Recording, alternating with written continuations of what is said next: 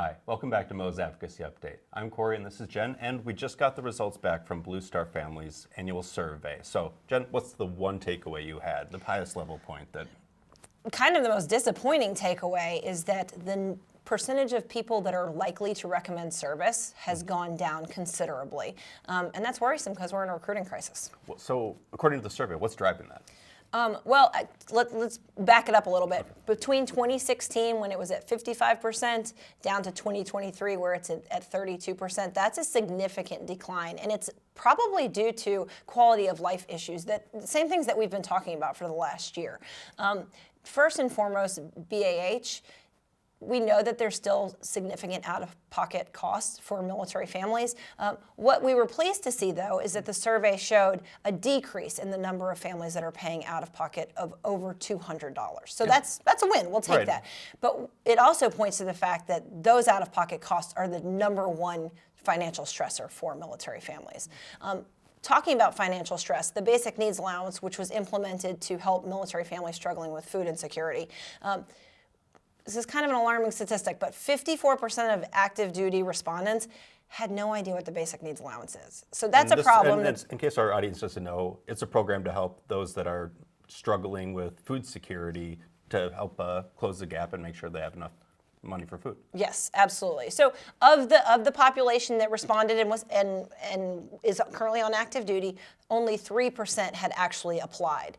And then it breaks it down, a little over half were actually approved for the program. But there's still close to 40% that applied for the program were denied. And so what are they doing to make ends meet and get that healthy food on the table? Well, there is some good news because we saw in the president's budget that there's actually making some steps forward to change how the BNA is, who is eligible for the BNA. Yeah, we're very pleased that DoD has continued and Congress have continued to refine the program. And we're eager to see the report next year that's required on the efficacy of the Basic Needs Allowance. Okay. Something that we're not surprised about, spouse employment, continues to be a top concern for people like me who are active duty military spouses, but also a top concern for active duty service members. And I think that's a pretty alarming fact.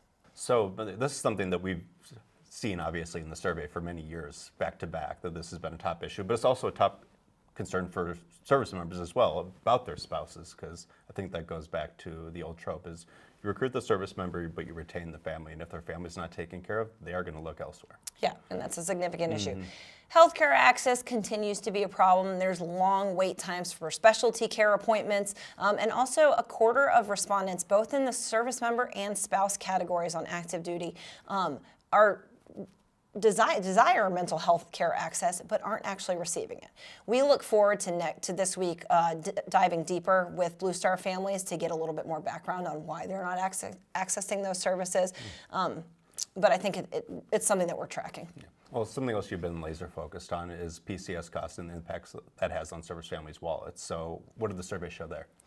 So a surprising amount of military families that are PCSing have been able to find housing and really keep that temporary lodging expense under the 14 days that are allotted by DoD. And that was, of course, a recent increase.